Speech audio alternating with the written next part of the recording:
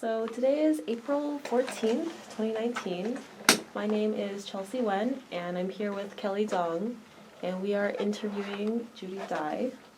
So our first question, just to start off, is can you tell us about where you were born and a little bit about what it was like growing up? Okay, I was born in Tainan, Taiwan.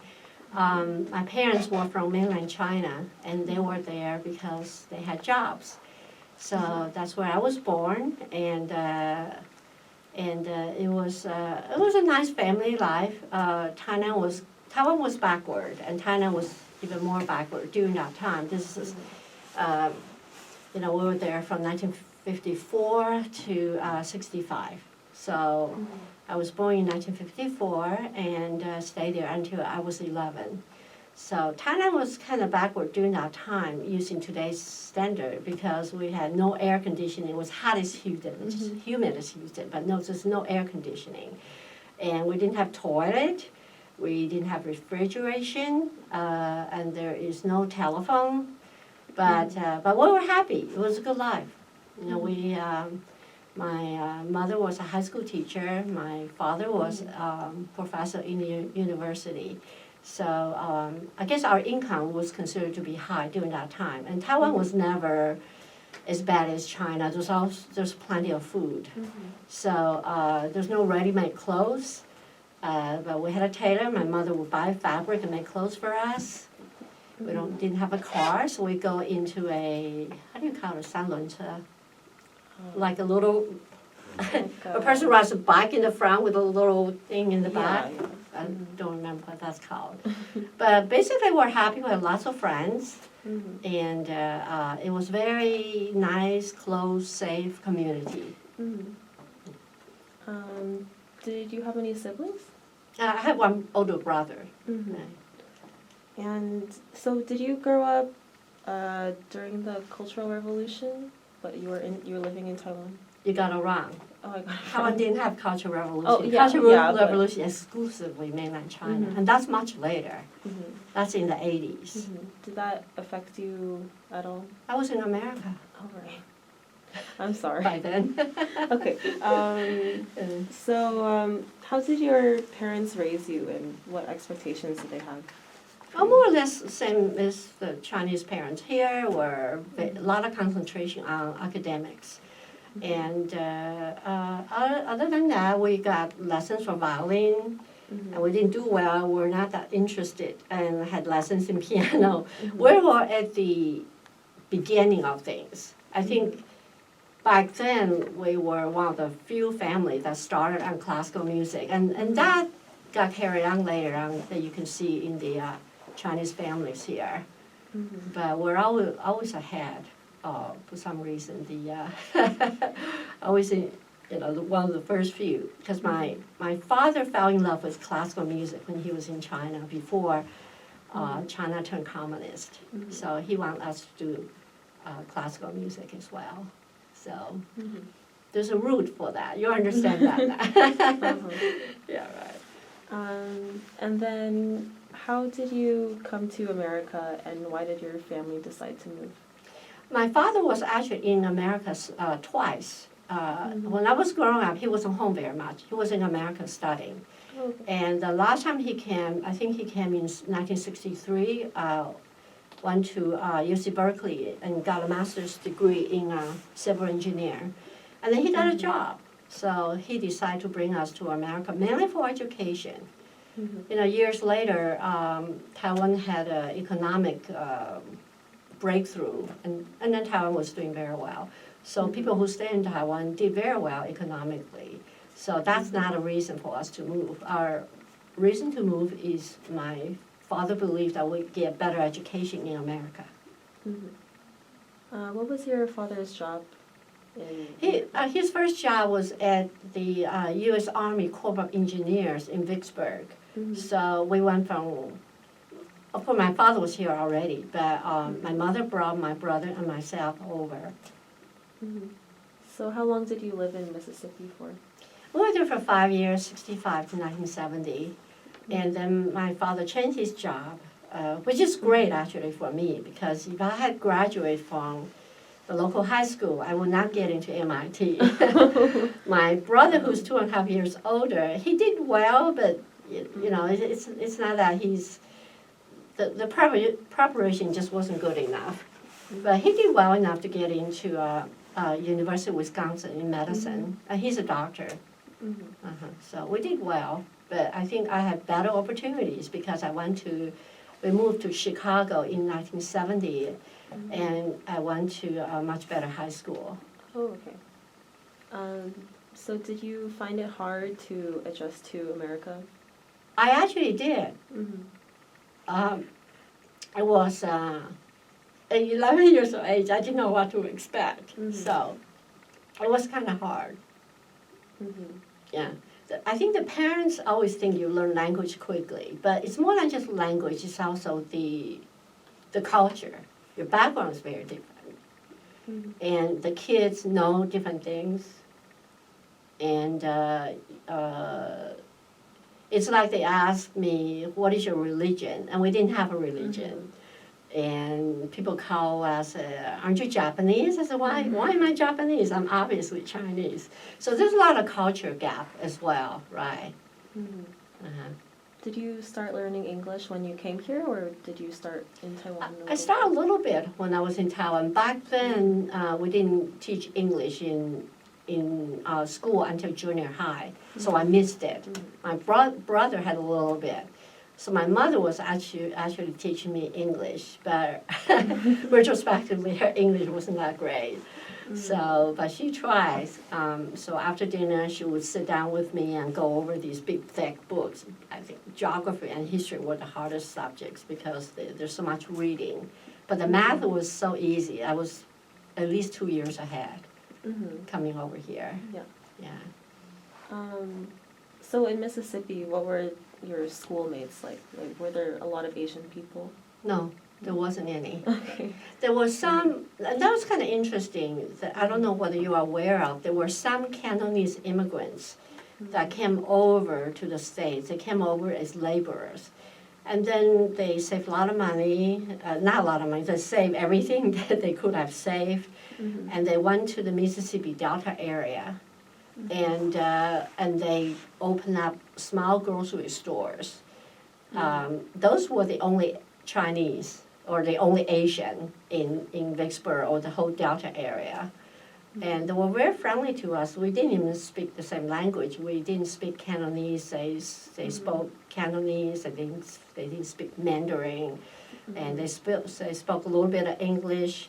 But they would invite us. I would go there to their house for dinner. So they were very friendly. And I think there were one kid in my class who's from one of these families, but he didn't really talk to me. I think he's a boy, I'm a girl, so we didn't communicate. He was the only one. Other than that, there was none. Not even no Chinese, no Asians, period. No foreigners. They were all locals. Yeah. So how was a school in America different than Taiwan? It's less rigorous. Much less people. In Taiwan, our class has 50, 60 per class. And I think looser. But the emphasis is different. In Taiwan, because of the Japanese influence, still carry on during that time. We sit like this with our hands behind our back, and we're not supposed to talk. We have to wear uniforms. And starting junior high, I was in grammar school, so we didn't have to do this. But starting junior high, girls have to have a certain haircut, and guys have to have crew cut. But of course, in America, in Vicksburg, you wear regular clothes. But it's still conservative. It's the South. So girls wear dresses and boys wear long pants. And you are encouraged to express your opinion, which is not the same in Taiwan. Taiwan, it's like you listen, you follow, you memorize. This is more freedom here. So you kind of mentioned that kids would make fun of you. How did that affect you? I never say that. Oh, no. I didn't say Like that. did they treat you differently at all because you were the only Actually, Asian overall, person? they were nice. I think it was a small town, Mhm. and I think it's just a language barrier and the cultural barrier, right? So like I didn't have any friends for a long time because I didn't know what to say. I was kind of shy. I Mhm. didn't want to say anything unless I can get it out perfectly, and it wasn't, obviously wasn't speaking perfect English. So, but they were very nice. They were nice to me. Just, they could ignore me, but there was no bad intention on anybody. Mhm. Yeah. Okay. So how did you decide that you wanted to go to MIT? My father, he's an engineer, so he thinks MIT is the greatest university in the world. Mhm. So he said, "You're going to MIT." And you agreed completely with that?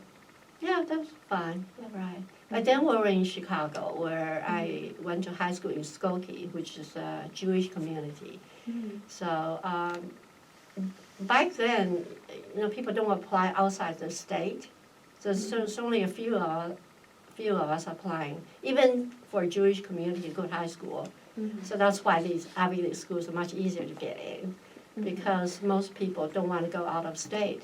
But there's maybe 20 people in our class who apply out of state, and some for the East Coast. Right.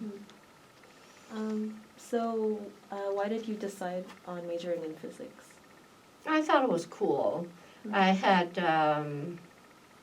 I wasn't that great in memorization. I didn't have AP chemistry, so I started an organic chemistry course. I was just really hard for me, and so by the time I get to MIT, it's tough competition because you have a lot of kids who graduate from the high schools in the East Coast, and some of them are very strong high schools, better than the high school that I went to. So they have a lot of computer courses. I didn't have any computer courses. I didn't have AP chemistry, but I had AP physics, so that was kind of smooth for me. And there's physics is mostly calculations and logic, not that much memorization. So I said, I'll do physics. And then what motivated you to continue with your master's later? I think I stayed for 1 year.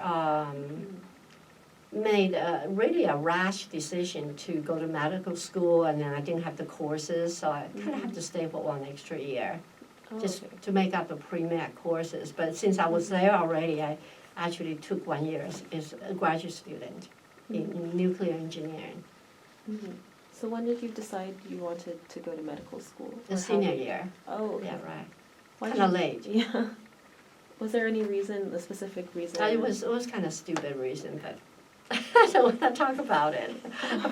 Retrospectively, I probably should stay engineer and be going to engineer, but because I wasn't good in memorization. But I succeeded. I managed to get by. So yeah. So what was the demographic like when you were at MIT, and who did you mainly interact with?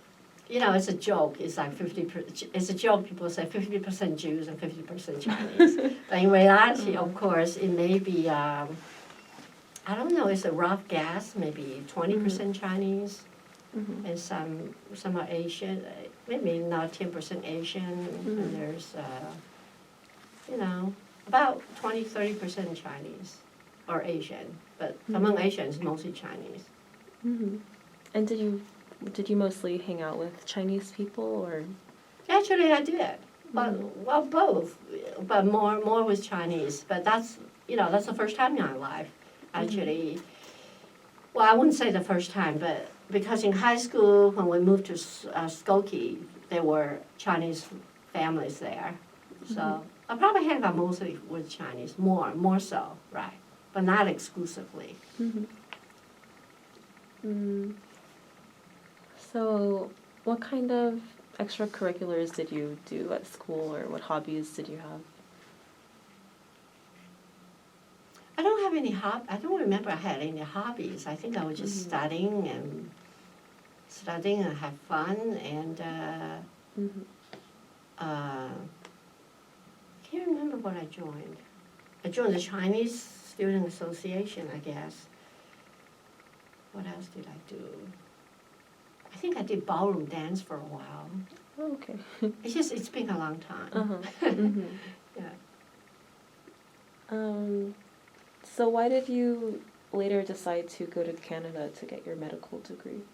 Oh, because I got into, it has nothing to do with Canada. It just, it's because I got into McGill Medical School. I also got into some American medical school, but I think McGill is considered to be better, so I went there. You know, it's not really considered to be foreign because you don't have to do what's the EF. It's just like American medical school. You don't have to take that test when you come back. It's not considered to be a foreign medical school. Yeah. I think back then, Canadian medical schools are not considered to be foreign.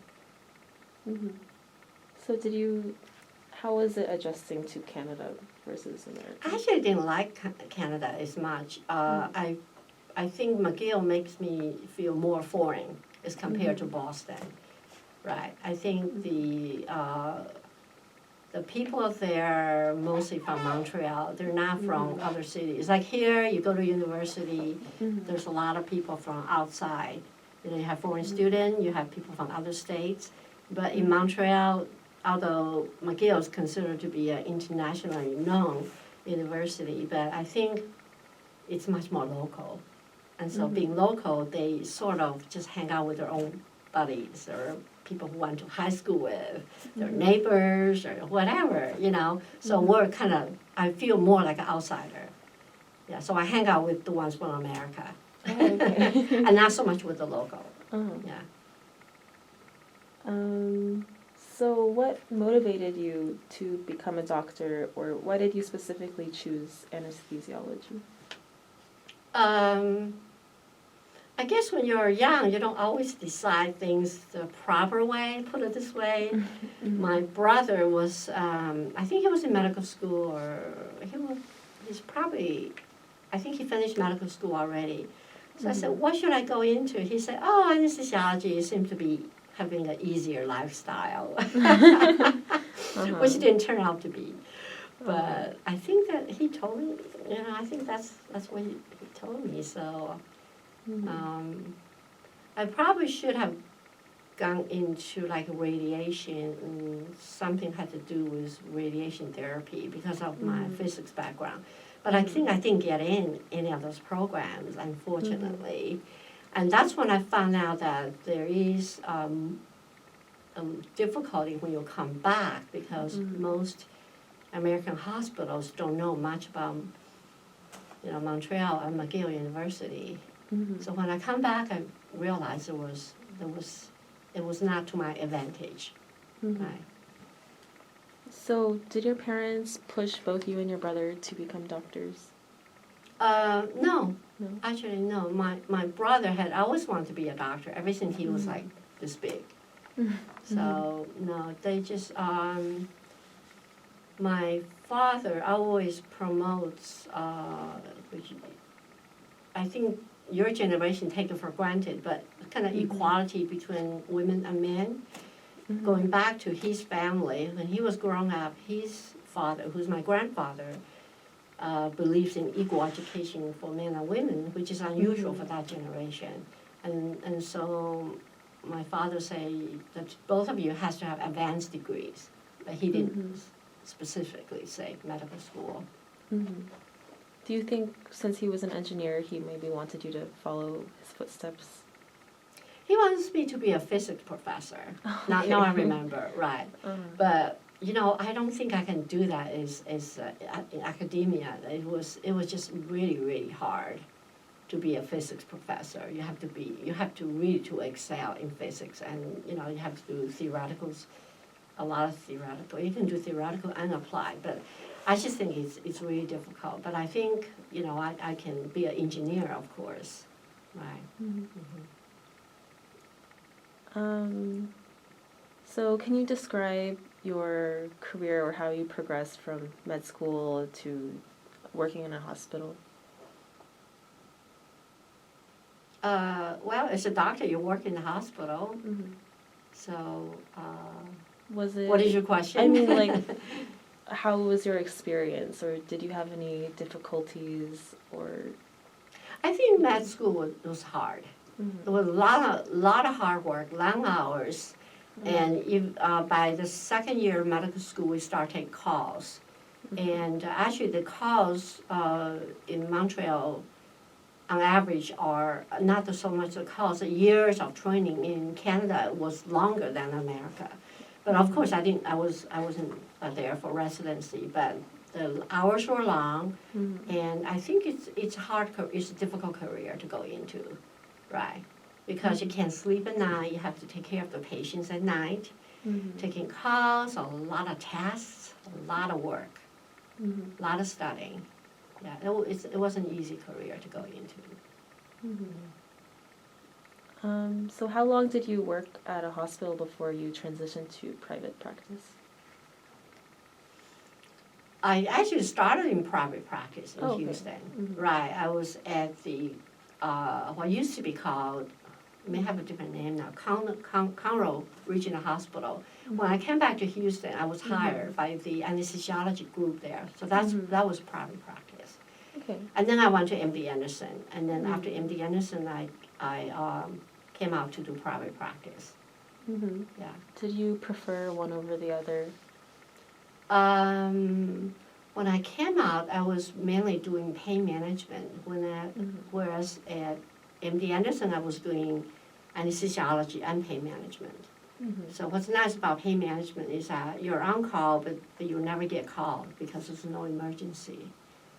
Mhm. So the hours are better. Mhm. Right. And I get to run my own practice, which is kind of nice. Mhm. So I'm my own boss. You have to take Yeah. extra responsibilities, but you also have the freedom, which is Mhm. kind of nice. Do you ever feel like your race or your gender was a disadvantage to you during your career?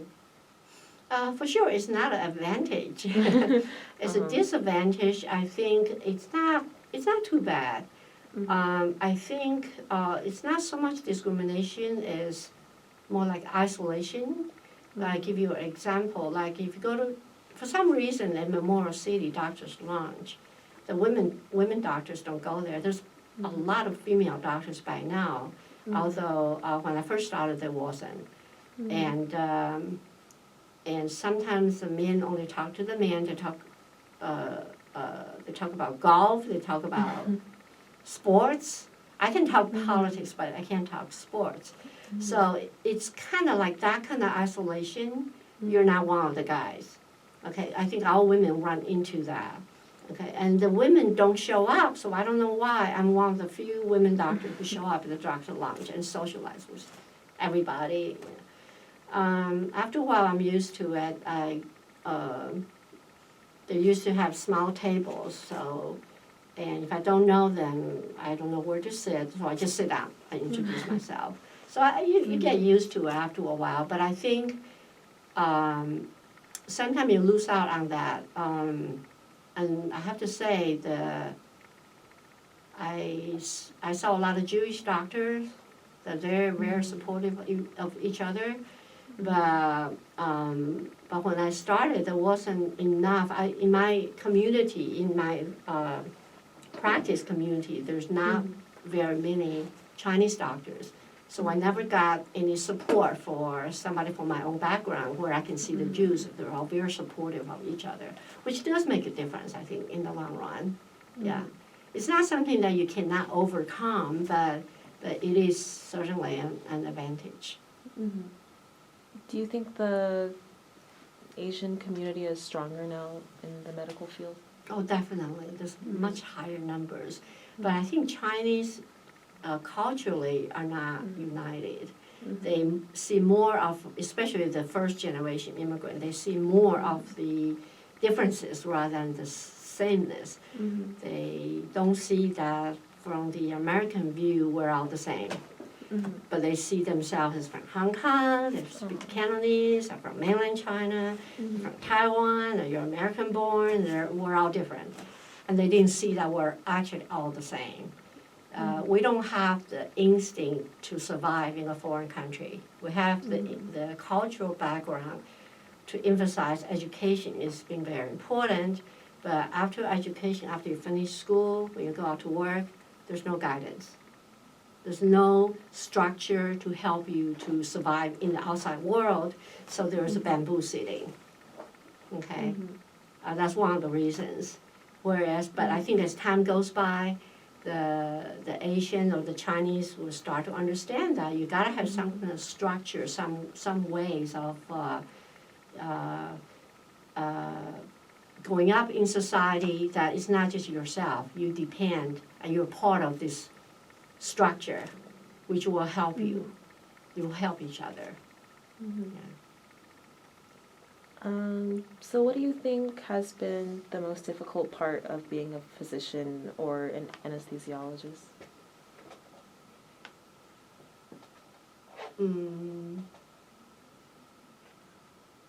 I think the hours, the on-calls are hard, especially when you have a family, you have children, so you have to take care of the family and then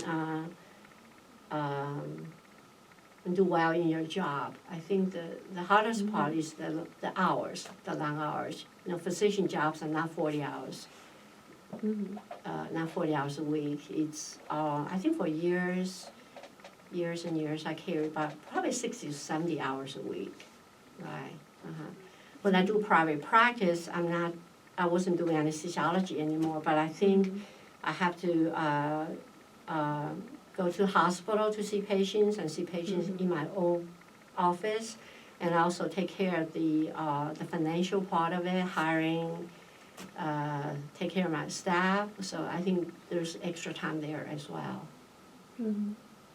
So when you first started working, how did you find the private practice you were working at?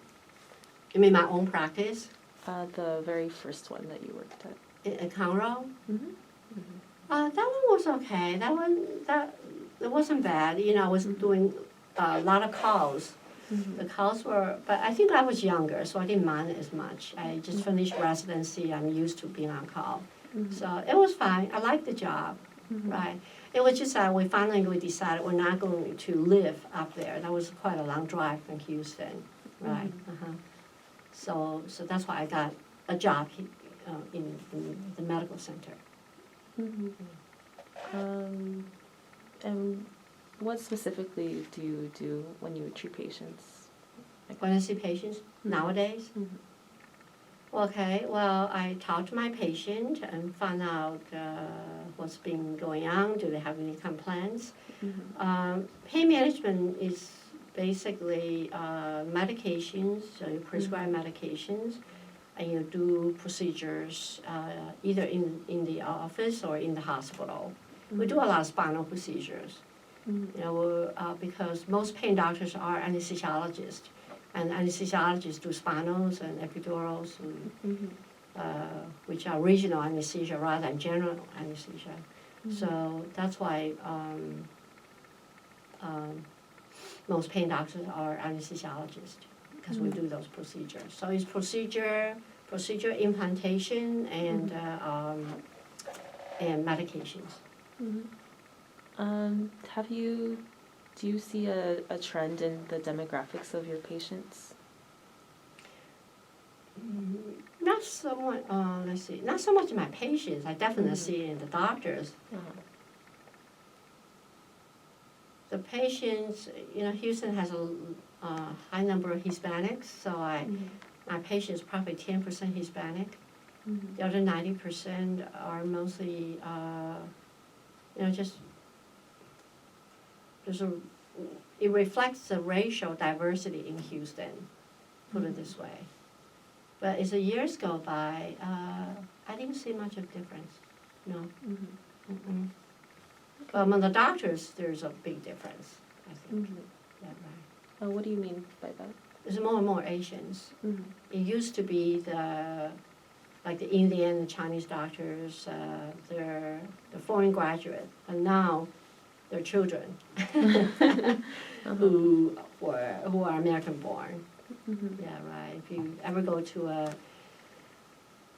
Baylor graduation, you can see how many Asians there are. I think it's 50% by now. It's a rough guess.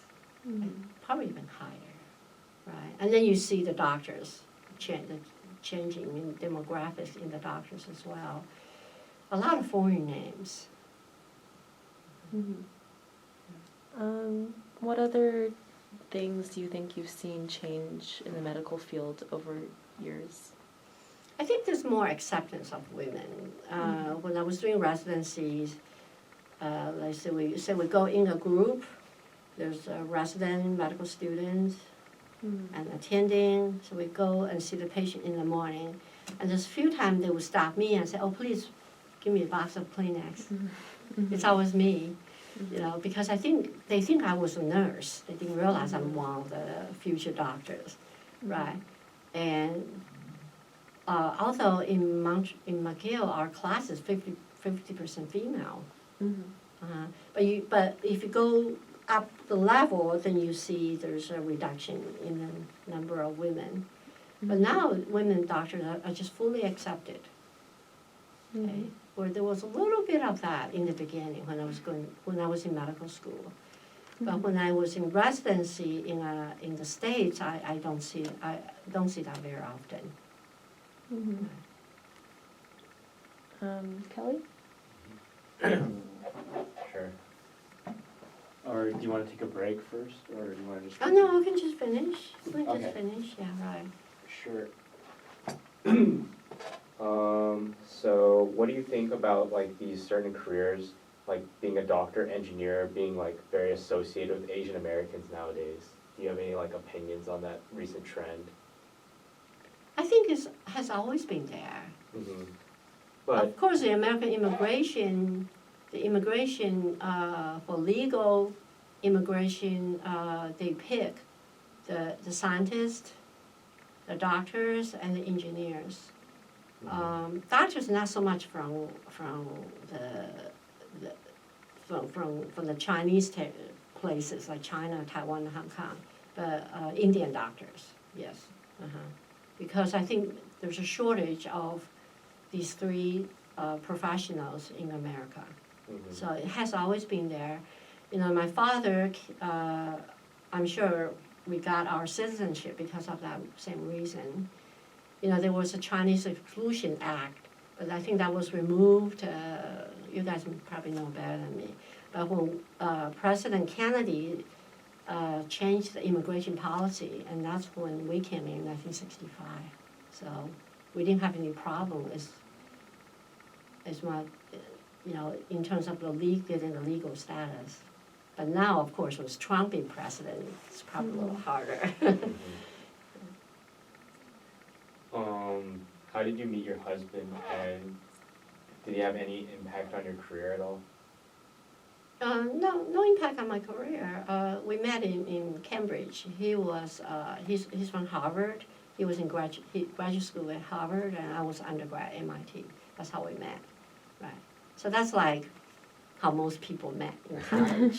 So nothing unusual. Yeah. So was he working when you went to Canada? I said when I went to Canada, he was also actually in UC Berkeley doing postdoc. Right. I think he was there for 2 years. So we were separated for a few years. Right. And then he found a job in Houston with Baylor, so we came here. So what kind of work did he do? Or what was his profession? He got his PhD in biophysics. Right now, or for the past 30 years, or more than 30 years, he's a faculty at Baylor College of Medicine in the ophthalmology department, because he works on the retina. You know, retina, they think retina is an extension of the brain, which it is. But it's accessible to do an experiment because you can shine lights and you can detect the response, the electrophysiology response in the retina. So that's what he does. And I think he did animal experiments, and now he's doing mice. For a while he was doing salamanders. And so he does research, and he also has students. I think he taught courses, but he doesn't teach courses every year. But he has students, he guides students, and mostly MD, PhD students in the neuroscience program. When did you have kids, and are there any ways that affected your work besides making it more busy? I was lucky that my mother helped me out. So my mother lived with us in the same household. Actually, my parents came in to help, and my father had some medical problems, and he passed a few years later.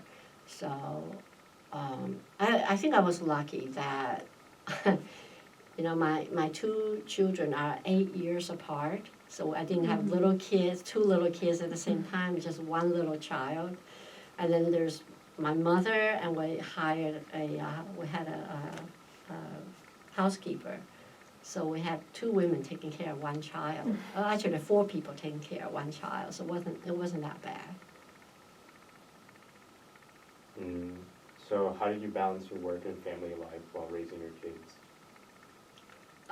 For that reason, I didn't really have any trouble. If I have to go out of town meeting, I just go. My husband and I just couldn't go together. So for years and years, he goes on his meeting, I go on my meeting. We never go to meeting at the same time, so one of us would be home. And as a child grows older, then it's more transportation, like skating lessons, piano lessons, ballet lessons. I have 2 girls. So, and there was my mother and the housekeeper, so I got 2 drivers. So sometimes I do some of that too, sometimes my husband. So I think I lucked out. I didn't have any trouble because it wasn't exactly planned this way, but it just turned out to be. So having my mother around just make a big difference. So what kind of expectations do you have for your kids, and did you raise them like the same way you were raised, would you say? Yeah, but we have more resource. It's not so much it's not so much that we didn't have the resources when we were in Taiwan. It's just that it was a different environment. But for my children, we have a lot of resource, especially living in Houston, big city. So for example, for a while, my younger daughter wants to do singing lessons. So I got on the internet and found her a voice teacher. And the voice teacher turned out to be a singer in the Houston Grand Opera. So, it's like you just have the resources here in Houston. And so I think I always say, if they don't achieve something, it's because of themselves and not because of their parents.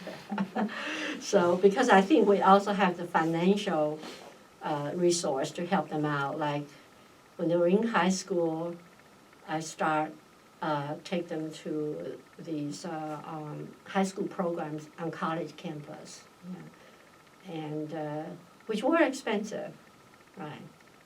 And so I think they got everything they could have asked for. Okay. But it's kind of typical Chinese family, high expectations. Yeah. Right, which I don't think is always healthy, right? But I think, but I think as parents we tried our best. Did you have any expectations for like careers or colleges and at all? For the children? Yeah.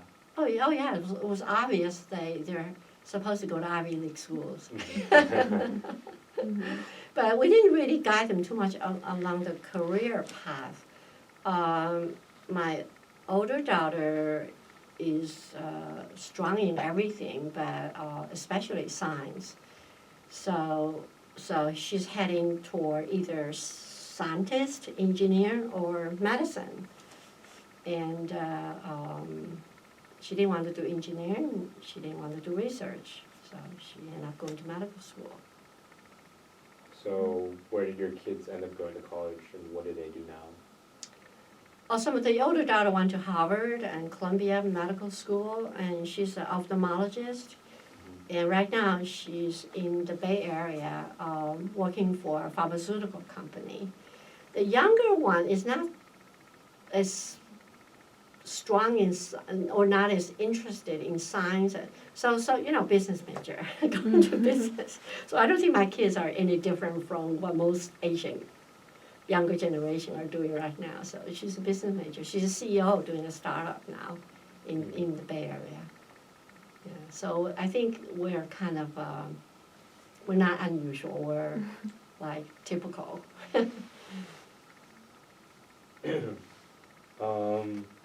So did you try to maintain like Chinese/Taiwanese culture with your kids when they grew up?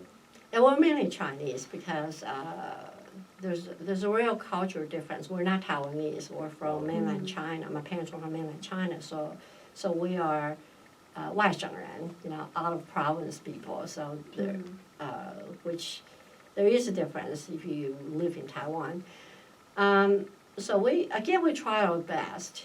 There were Chinese schools or Chinese tutors. There were summer programs in Beijing. There is college courses. So, but I think we couldn't provide for our kids, which we see some of the other Chinese families do, is to send them back to Asia. Because we left so long ago, we have no attachment there. We don't have relatives close enough to send them. I think one of the best way to learn language is to go to that country. So if you go, like if you spend the summer there, especially when you're younger, you pick up the accent, you pick up the language very fast. Like Chinese family who has relatives in Taiwan or China, they send the kids back there for a summer and they come back and the language ability improved a lot. So we didn't have that. So I think they do okay, but they're not fluent in Chinese, but they do okay. Mm-hmm. So when your parents moved to Taiwan, did you still have relatives in China? We have a lot of relatives in China. Mm-hmm. But I think after my father passed away, we didn't have that close attachment because it's a different generation. We didn't grow up together. Mm-hmm. So were they you were just names. Yeah. And we met once, twice. Mm-hmm. I think that attachment is gone because some of them actually managed to come to the States to study, but they're not that close to us. Mm-hmm. Right. So were you guys the only family in Taiwan? That's right, for both sides, my mother and my father. Mm-hmm. Right. Have you ever gone back to China at all since you left? Oh yeah, well, yeah, I wasn't from China, but yes, I've gone to China. I've gone back to Taiwan, those places, yes, right. Mm-hmm. So how often would you say you visited? Well, I think maybe once every 2 years we go to Asia. Either Hong Kong, China, or Taiwan, yeah. So we go quite frequently, right. Sam goes there, he has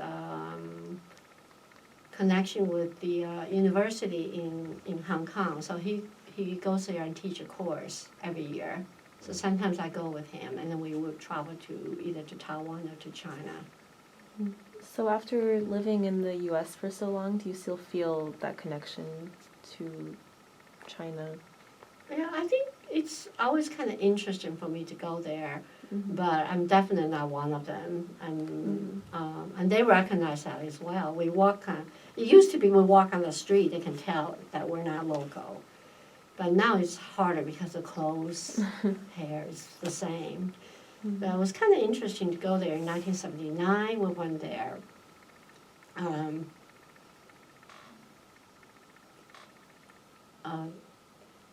To see our relatives for the first time. That was very nice. Yeah. No, my father was still alive, so. But China was very different. In 79, it was,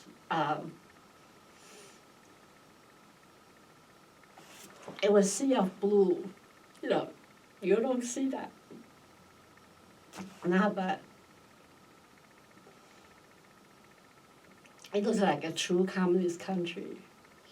like cement buildings, no real structure to it, and bicycles everywhere, and at night the lights turn off, very dark in the cities, not enough lights.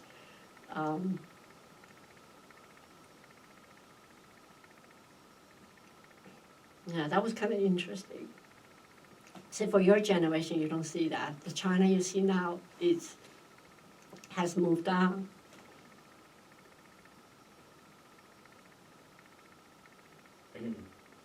Would you say that like you think China's moving in a good direction now compared to the past? Or- Well, I don't want to get into politics. Yeah. But I think in terms of the people's lives, there's a big change. If you can look at Shanghai, it's all glossy and tall buildings, modern structures. It wasn't there in '79. And I went to medium-sized city, Hunan, in Hunan, and which is the first time I went to a medium-sized city, because before you always go to Beijing and Shanghai. And surprisingly, that was very well built as well. So I think it has the economy improvement has moved to the other parts of China. Maybe not into the very backward villages, but I think it probably covers majority of China. So just in terms of economies, it make a big difference. Would you say you're heavily involved with the Chinese community in Houston? And if so, how? I do some, not a whole lot, because just mainly I'm busy. But there's a Chinese Doctors Association that I used to be very active. I kind of slowed down for the past several years. And there's a few other organizations. I'm going to be retired by the end of this month. That I probably will join and be more politically active. Houston also has changed a lot. There's a lot of different associations nowadays. And I think as time goes by, they are going to become more political. So if you're saying that you're going to retire soon, do you have any plans that you want to like fulfill, or things you want to do once you retire? Let's see. Well, that's something to think about, right? I probably will work with the Chinese community. Several things. I think one is we have to look into that the Chinese are not excluded in the Ivy League or some of the universities because of the it's a number game. There's such a high number of applicants, qualified applicants, that I think the Ivy Leagues are trying to keep some of them out, so it doesn't become overwhelmingly Asian. So we have to work on that to see if there's some kind of resolution.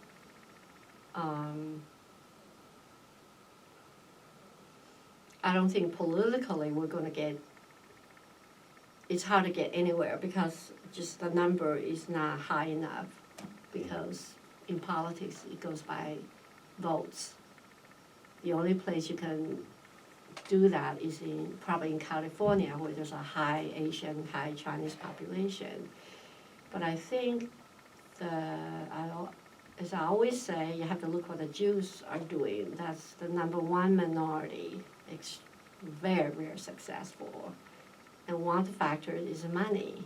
So if you lift our Chinese up economically, I think that is a source of power, and not so much with votes.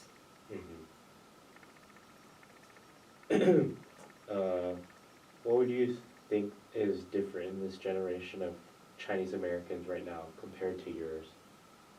I think you're more savvy. You know more about what's going on. I guess my generation, my generation is more foreign born, okay, and mostly graduate from college, so they're older, and they don't see the American the way that I see, because I came over when I was younger.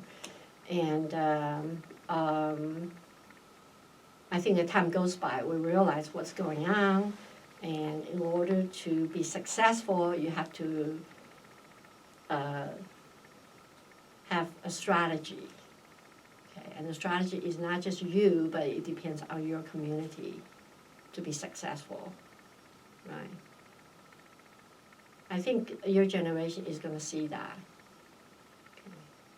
Do you think the next generation of Chinese Americans can learn from your experiences? And do you have any piece of advice you'd like to give them? Oh, I think you have to unite. I think that's the number one problem. Everybody say that. And every time I mention that, everyone says, like my friends say, oh, we're never unite. I say, oh, you've got to change. You're immigrants. You're not living in China.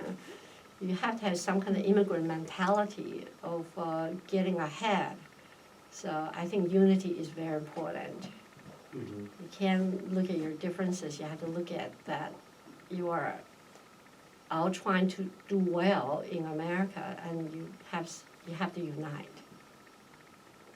Do you think that compared to other minority groups, that Asian Americans are less united?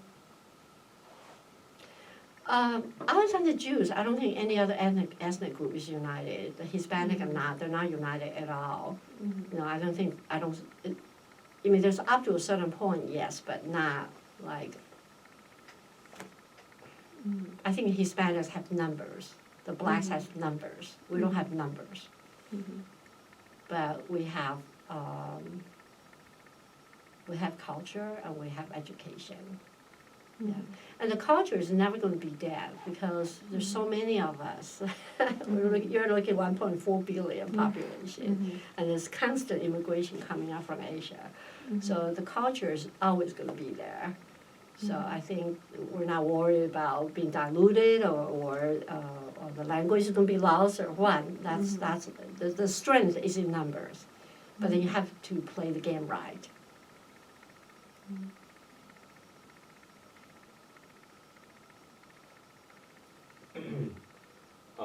I guess, although I might have mentioned this earlier, do you have any like big future plans? Anything like small or big? Well, I think just maybe I'll find a part-time job. I haven't started looking yet, right? But for a doctor to find a part-time job is not that difficult, so maybe I'll look into it. And then I want to do something for the next generation, so I'm going to join some of the Chinese associations, right? And maybe I'll also have time to get involved with some classical music organizations, like either the opera or the ballet. Yeah, just get involved. I guess to wrap up, would you say you have any like accomplishments you're most proud of in your life? I think I did okay, but I have to say I didn't have any lack of resources. So I think what's been provided to me was good, and I stay with the course, and I didn't get a Nobel Prize. I'm not a famous academic doctor, but I think I did well enough considering that I do have to come to a foreign country and learn a new language. But on the other hand, I think I had good opportunities. I wasn't short of opportunities. Do you have any advice for young Asian Americans?